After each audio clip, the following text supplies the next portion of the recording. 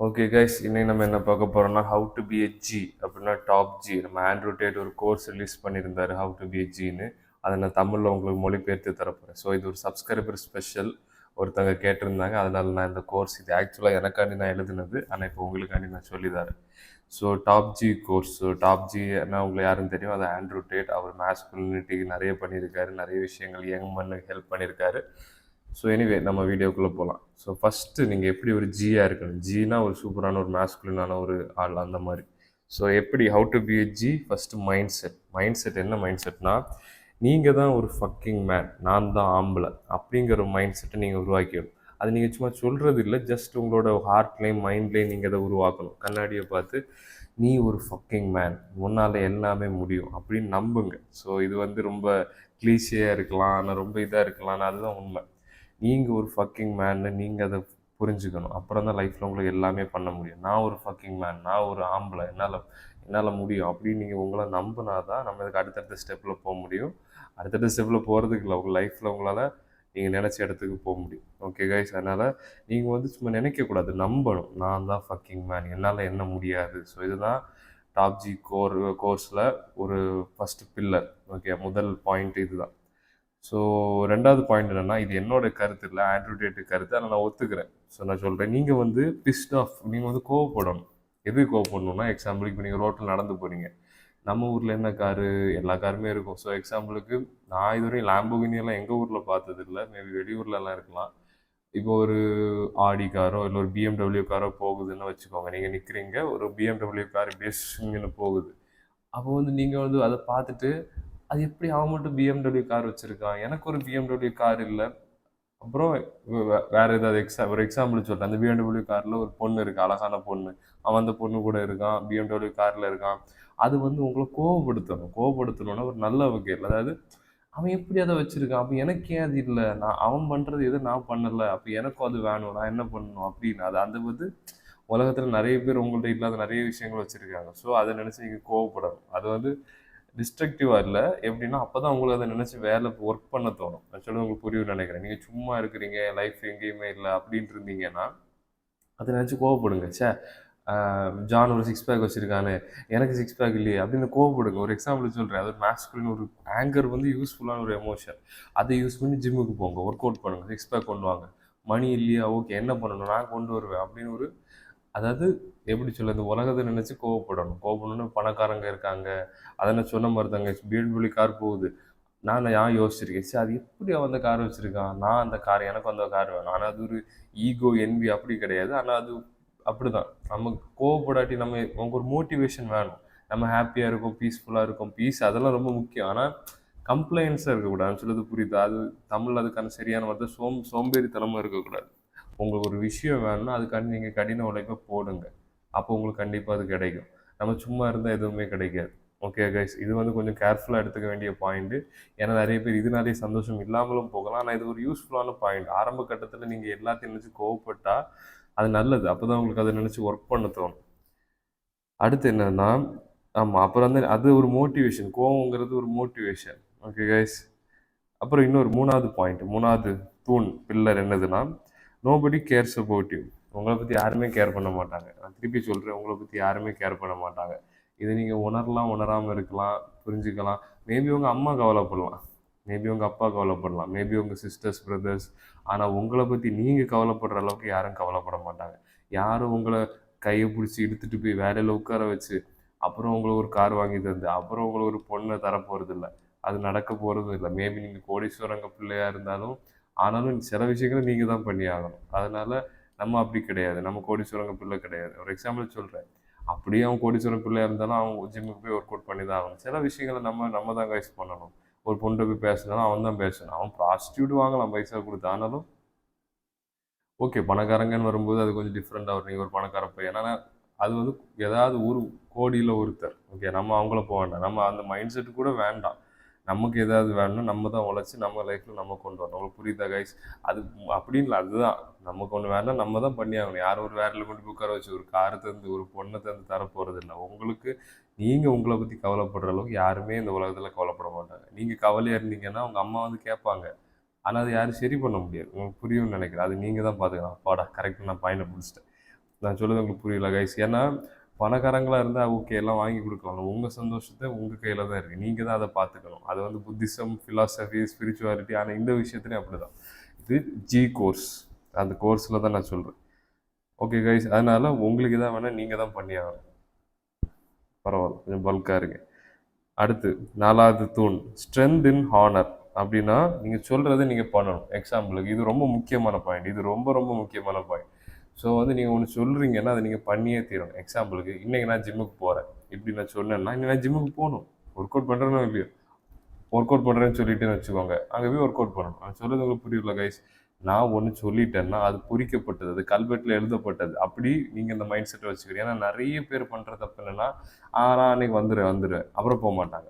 இல்ல நான் இன்னைக்கு ஜிம் ஸ்டார்ட் பண்ணுவேன். அப்புறம் பண்ண மாட்டாங்க. இதெல்லாம் எவ்ளோ ஒரு வீக்னஸ் தெரியுமா காய்ஸ்? எனக்கு இது ஆரம்பத்திலேயே எனக்கு இது உடம்புல இருந்ததுனால நான் அந்த மாதிரி விஷயங்கள் பண்ணல.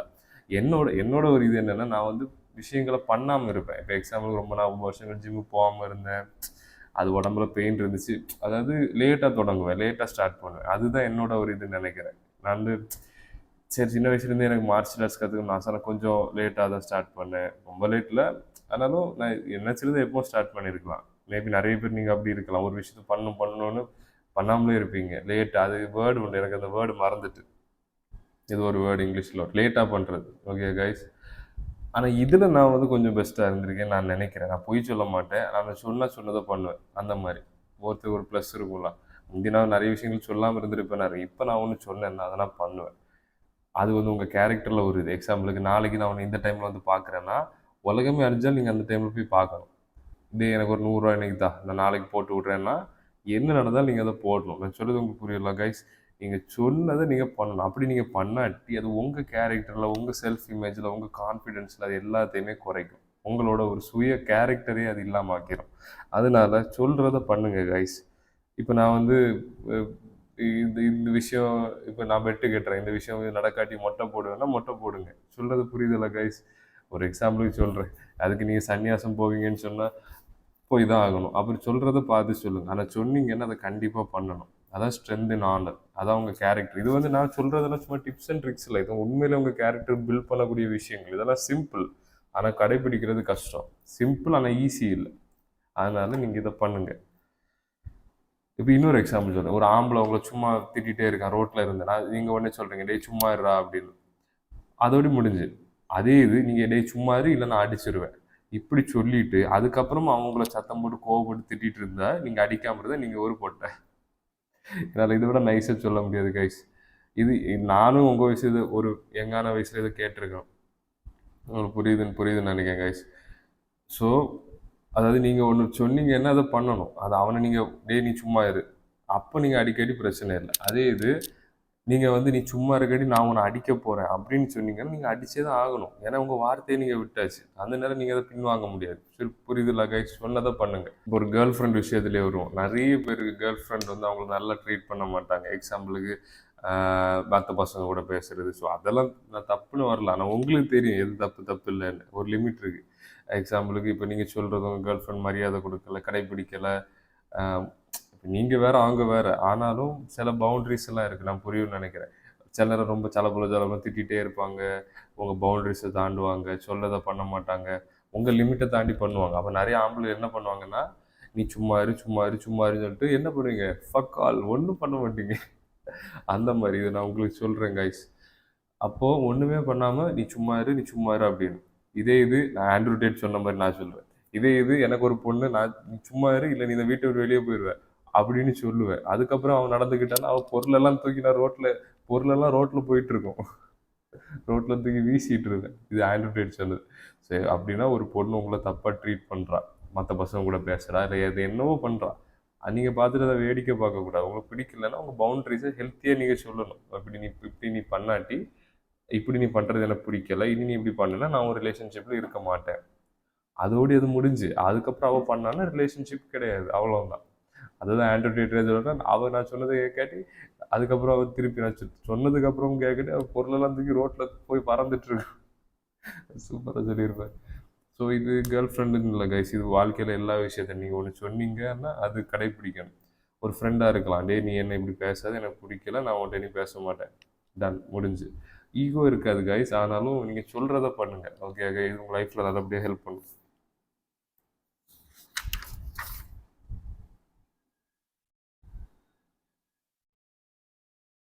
சேம் தான் கைஸ். அப்புறம் நீங்கள் இப்போ நான் சொன்ன இதே ரூலை நீங்கள் என்ன பண்ணணும்னா கொஞ்சம் கொஞ்சமாக கடைபிடிக்க பாருங்கள். எக்ஸாம்பிளுக்கு இப்போது நீங்களே சொல்லுங்கள், இன்றைக்கி நான் 100 புஷ்அப் பண்ணுவேன், நான் வந்து ஒரு பிஸ்னஸ் இன்னைக்கு ஸ்டார்ட் பண்ணுவேன். கேட்க நல்லா இருக்குல்ல? அந்த மாதிரி. ஸோ நான் வந்து இந்த மாதம் முடியறதுக்குள்ளே 10 பொண்ணுங்கள்ட்ட இல்லை 30 பொண்ணுங்கள்ட்ட போய் கோல்டு அப்ரோச் பண்ணுவேன். கோல்டு அப்ரோச்சை நீங்கள் போய் ஏதாவது டைம் என்ன இல்லை ஏதாவது அழகாக இருக்கே அந்த மாதிரி ஏதாவது சும்மா போய் பேசுறது. ஸோ உங்களுக்கே நீங்கள் இந்த மாதிரி விஷயங்களை சொல்லி ஸ்டார்ட் பண்ணுங்கள். ஆனால் சொன்னால் அதை நீங்கள் பண்ணணும். பண்ணாட்டி எனக்கு உங்கள் மேலே மரியாதை இல்லை, உங்களுக்கும் உங்கள் மேலே மரியாதை இல்லை. ஸோ சே ஷிட் அப்படின்னா நீங்கள் சொல்லுங்கள், விஷயங்களை சொல்லிவிட்டு அதை பண்ணுங்கள், ஃபாலோ பண்ணுங்கள். அது என்ன நடந்தாலும் பின்வாங்காதீங்க. நீங்கள் ஒன்று சொன்னீங்கன்னா அது செவுத்துல கல் பொறிக்கப்பட்ட மாதிரி. ஓகே, புரியுதா கைஸ்?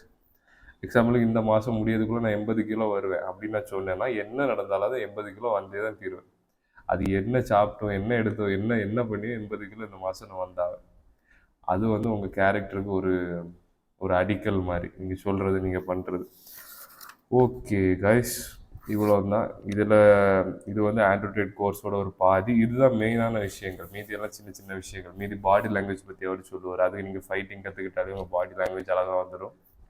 அப்புறம் ஃபேஷன் அட்வைஸ், நல்லா ட்ரெஸ் பண்ணுறது எப்படின்னு அதுவும் ஒரே டிப்பில் சொல்லி முடிச்சு. ஜிம்முக்கு போங்க. ஜிம்முக்கு போனால் உடம்பு சூப்பராகும். நீங்கள் 500 200 நாளைக்கு 200 சட்டை வாங்கியிருக்கேங்க, 150 சட்டை வாங்கியிருக்கேன். அது எனக்கு 1000 சட்டையை விட சூப்பராக இருக்கும். அது ஏன்னா அந்த ஃபிட்டிங்கில் இருந்து நான் எதுக்கு சொல்ல வரேன், நீங்கள் ஃபிட்டாக இருந்தால் உங்களுக்கு விலை கம்மியான ட்ரெஸ்ஸே போதும். ஒரு வயசாக வந்தப்பறம் நீங்கள் வாங்கலாம், ஆனால் ஆரம்ப ஸ்டேஜில். ஸோ ஃபிட்டாக இருக்கே தான் பெஸ்ட்டு ஃபேஷன் அட்வைஸ். ஸோ இதை பற்றி இது ரெண்டுமே சொல்லியிருக்காரு. ஸோ இதுதான் top G course. Credit goes to Andrew Tate. So அவர் ஒரு நல்ல மோட்டிவேட்டர் தான்.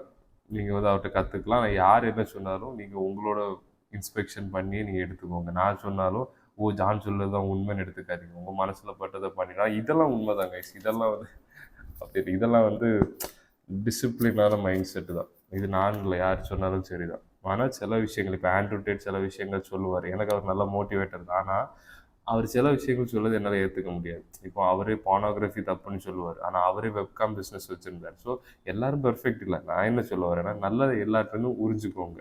அது ஆண்ட்ரூ டேட்டாக இருந்தாலும் சரி, யாராக இருந்தாலும் சரி, நல்லதை யார்கிட்டருந்து எடுத்துக்கோங்க, கெட்டதை விட்டுருக்கு, அவ்வளோதான். அதனால் ஆண்ட்ரூ டேட் எனக்கு வந்து பெரிய ஒரு மோட்டிவேட்டர் தான். அவர் மேஸ்குலினிட்டியில், அதாவது மேஸ்குலினிட்டி இருந்து பேசுகிறது வேறு, ஆனால் அதை இதிலே எந்திரி போய் ஜிம்முக்கு புஷ்அப் பண்ணு, இந்த மாதிரி மோட்டிவேஷன் தான் எனக்கு பிடிச்சிருந்து.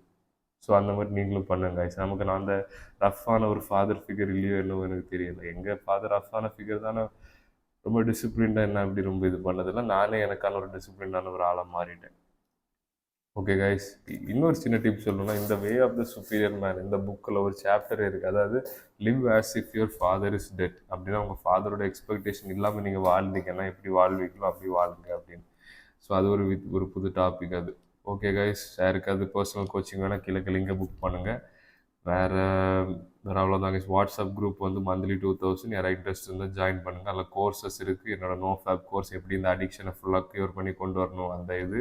அப்புறம் உங்களோட ஹையர் செல்ஃபை எப்படி அன்லாக் பண்ணணும், உச்சக்கட்ட நிலையை எப்படி நீங்கள் அன்லாக் பண்ணணுங்கிற சிஸ்டம் அதில் இருக்குது. இன்ட்ரெஸ்ட் இருக்கவங்க எனக்கு இமெயில் பண்ணுங்கள். Okay guys, take care.